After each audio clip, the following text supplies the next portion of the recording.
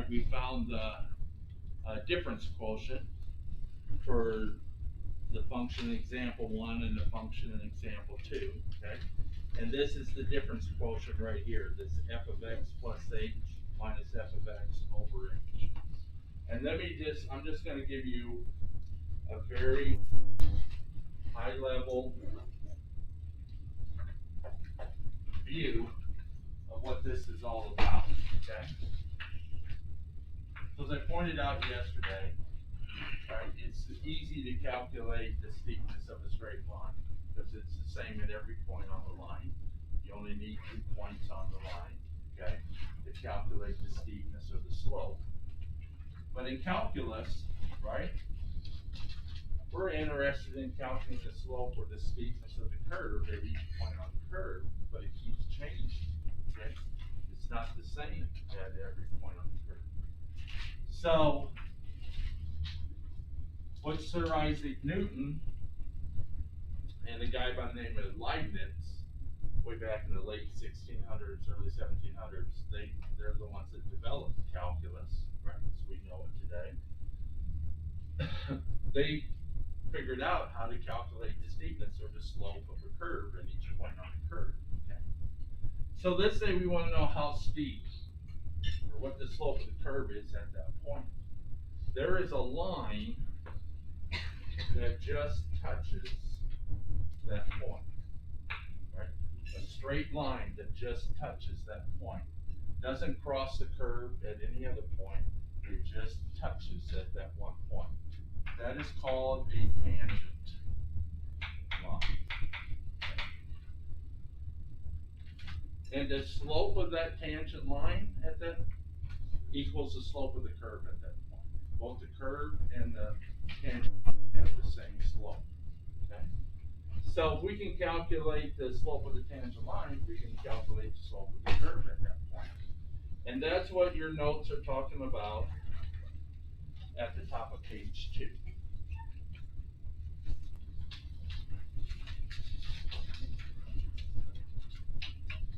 Of your handout. Okay. The derivative of f at x, right? So we have the function f of x. And so the derivative of that function f of x at x is denoted with this notation. This is called f prime of x. That's a prime in the superscript, right? That's f prime of x. And the derivative of f at x is defined as the limit as h goes to 0 of the difference quotient. So yesterday we learned how to calculate the difference quotient for a function, and now today we're going to take the limit as h goes to 0, and that'll enable us to determine the steepness of the curve, right, at each value of x. That's all the deeper we're going into this, and right, this is pre-calculus. So this is all the deeper we're going to go into this. When those of you guys take Math 120, you'll be up to your eyeballs in this stuff, okay, in Math 120. But this is all the deeper we're going to go to in here pre-calculus. Just want to give you an introduction to the idea of a derivative, okay? So we studied limits back in section 1.5, right? I pulled those notes out yesterday, okay? And remind you, back in section 1.5, exam 1, we learned how to simplify algebraic expressions, how to rationalize a numerator, how to rationalize a denominator when we have square roots. And then we learned how to find the limit of a function, right, as x approaches some number. Well, we're going to use that knowledge now to calculate the derivative of a function f of x. Okay? And to do that, we need the difference quotient, and then we take the limit as h goes to 0. Okay. So we're going to do a couple examples. So the first function is f of x equals the square root of x. And so the derivative of f of x is denoted f prime of x. Okay, that's a prime, not a 1. And by definition, it's equal to the limit as h approaches 0 of the difference quotient.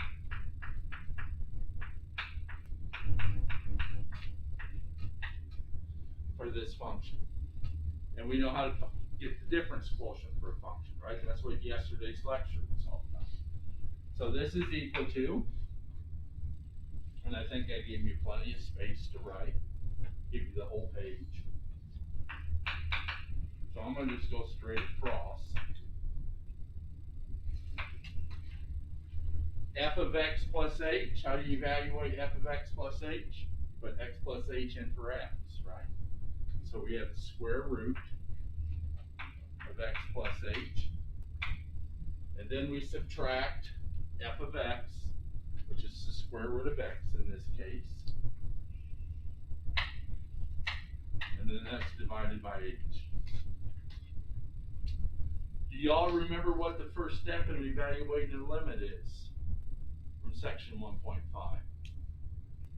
It's called direct substitution, right? So we're taking the limit as h goes to 0. So you put 0 in for h and see what you get, right? So when we do that, and I'm going to do this down below, okay? Because we're going to find out we've got to do some algebra before we can find this limit. When I put in 0 in for h, I have the square root of x plus 0 minus the square root of x over 0. Right. Well, square root of x plus 0 is just x. So I have the square root of x minus the square root of x, which is 0. So I have 0 divided by 0, which is undefined, right? Division by 0 is always undefined.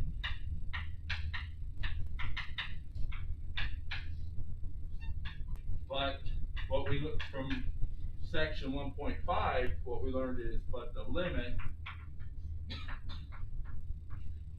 may still exist. Okay? We did many examples of that in 1.5, where when you did the direct substitution, you got 0 divided by 0, which is undefined, but the limit still existed. So to evaluate the limit, we had to do some algebraic manipulation. Right? In this case, we've got to rationalize the numerator. Okay? And you remember when we have the difference of square roots, when we rationalize the numerator, you remember what we got to multiply the top and bottom of the quotient by, fraction by?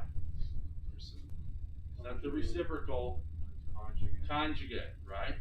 What's the conjugate of the numerator? You just change the minus sign to the plus sign, right? And so square root plus square root is the conjugate of the numerator. So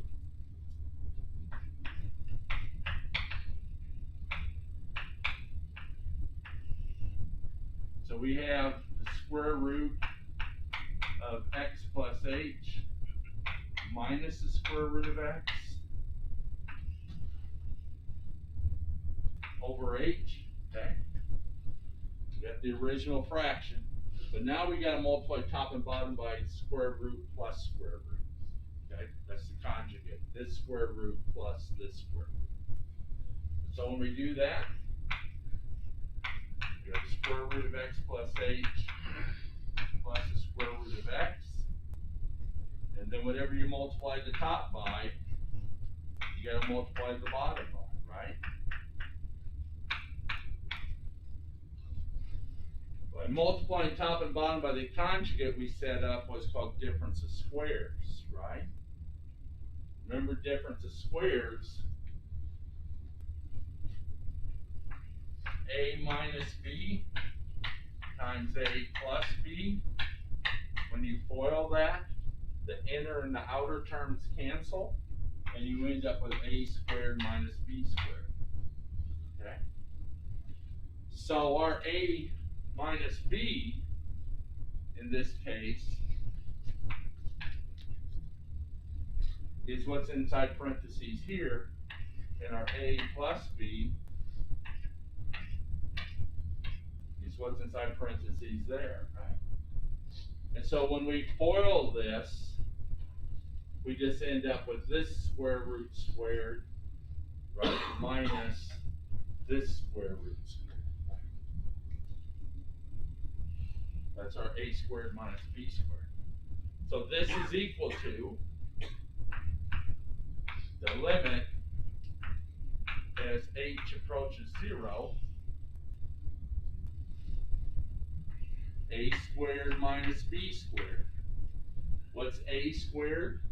Square root times square root, which is x plus h.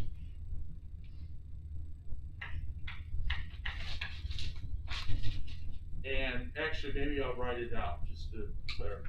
Right, so we have the square root of x plus h squared, because I gave you the whole page to take notes on, so we can put in some extra steps, right? So a squared is the square root of x plus h squared. And then we subtract b squared, where b is square root of x. So we have square root of x squared. And all that's over h times the square root of x plus h plus the square root of x.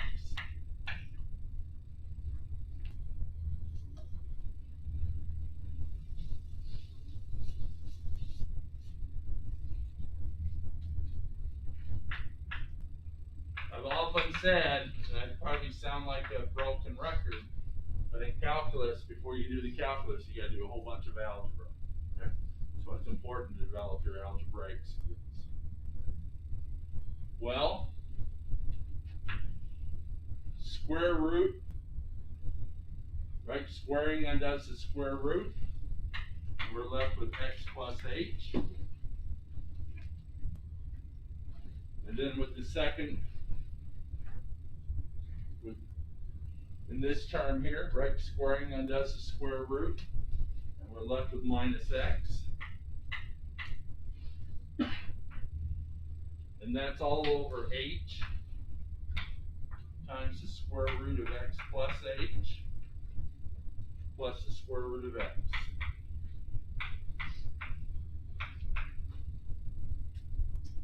Well, in the numerator, x minus x is 0.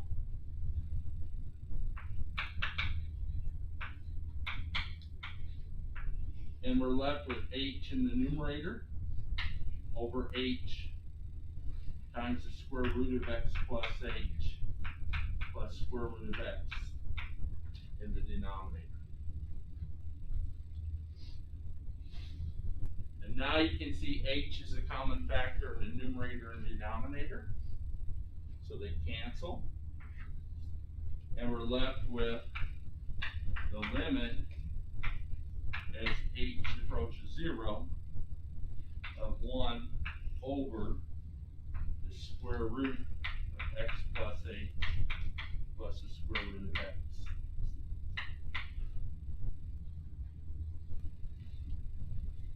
So we rationalize the numerator. And now we can do the direct substitution. We put 0 in for h. We have 1 over the square root of x plus 0 plus the square root of x.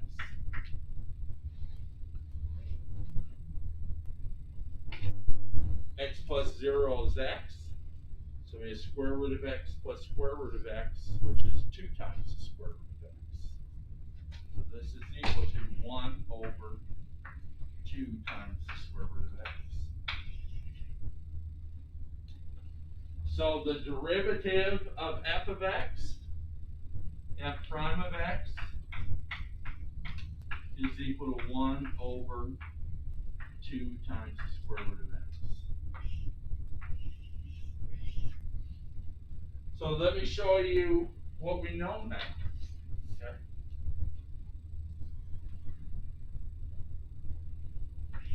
On exam 2, you had to graph a transformed version of the square root function, right, on page 1. So let's just draw that. Here's the origin. And here is graph of f of x equals the square root of x, okay? So, at f of 1 is equal to the square root of 1, which is 1, right? So the point, maybe I could have done a little better job. So the point 1, 1 is on the graph. Okay, so here's the point 1, 1. And so, how steep is the curve at that point 1, 1? So here's the tangent line at the point 1, 1. And the slope of that tangent line and the slope of the curve are the same. So to find the steepness of the curve at that point, we put 1 in for x in the derivative, f prime of x. So f prime of 1 is equal to 1 over 2 times the square root of 1, which is equal to 1/2. So the slope, the steepness of the curve at that point, and the slope of the tangent line are both 1/2.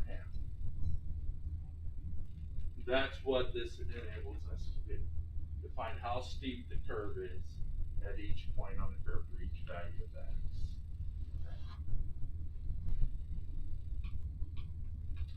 Any questions on that? So you can see why good algebraic skills are necessary in calculus. All right. So let's do one more, and then you should be just fine to do the homework.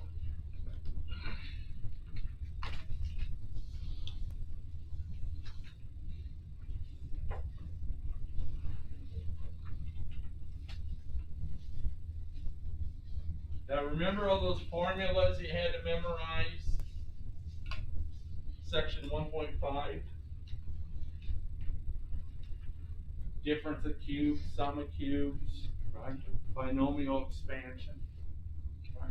For n equals 3. We're going to have to use a binomial expansion on this problem. Okay. So we have f of x is equal to x cubed minus x, right? So we're going to calculate f prime of x for this function.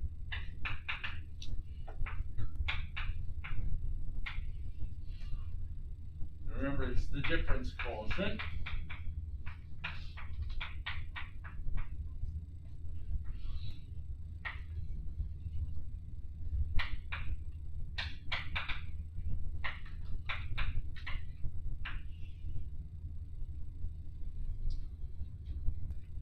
So f of x plus h is equal to x plus h cubed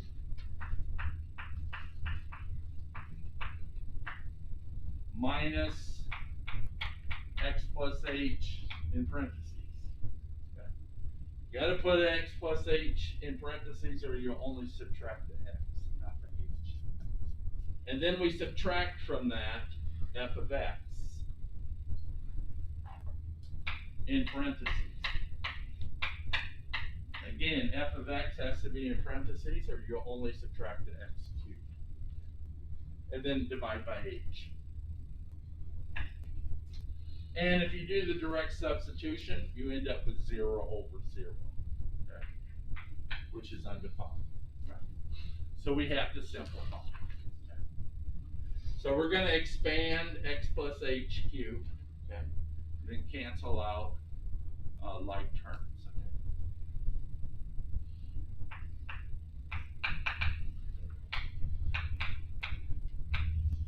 Well, does anybody remember what x plus h cubed is off the top of their head? Just to remind you,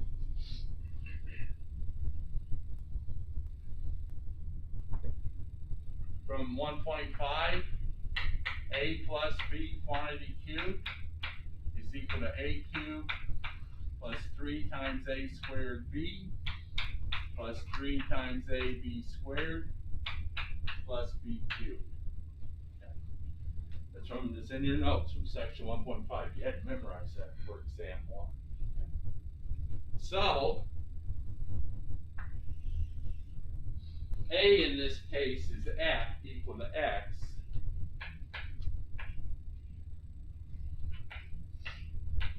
And B is equal to H. So when we expand X plus H cubed, we have X cubed plus 3 times X squared times H plus 3 times X times H squared plus H cubed. I just replaced A with X and B with H. Okay.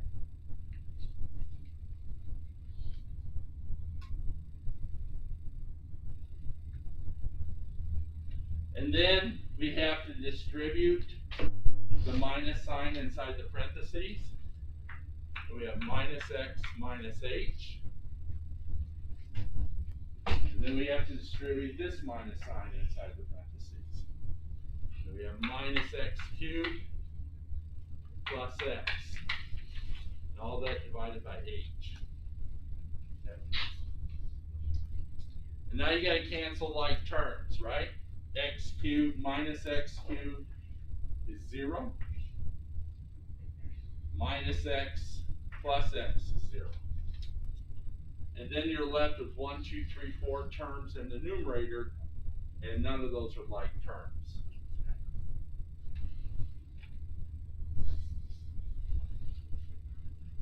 So we have f prime of x is equal to the limit as h goes to 0 of 3x squared h equals 3x h squared plus h cubed plus minus h over h. All right.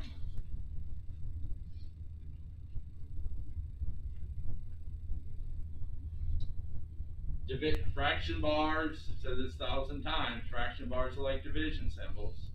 Division does not undo addition or subtraction.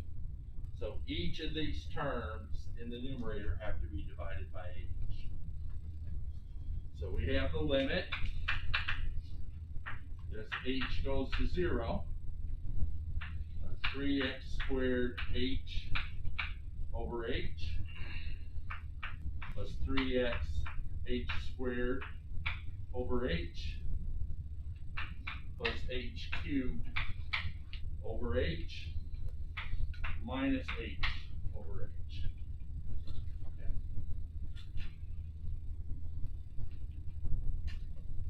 And now we simplify each fraction, each quotient. In the first quotient, h over h cancels. We're left with 3x squared. In the second fraction, quotient, h squared divided by h, right? This h cancels one of these h's. And we're left with 3xh.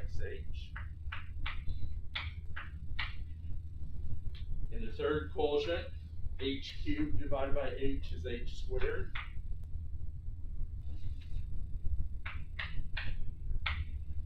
And in the last quotient, h over h is 1. And now we can do the direct substitution. We can put 0 in for h, here and here. When we do that, we have 3x squared plus 3x times 0 plus 0 squared minus 1. And so you can see this is equal to 0, this is equal to 0, and we're just left with 3x squared minus 1. So f prime of x is equal to 3x squared minus 1. That's the derivative of f of x. And so this function would tell you the steepness of the curve at each value of x. Okay? The slope of the curve at each value of x. Any questions on that, ladies and gentlemen? Cool beans? Let's take our quiz.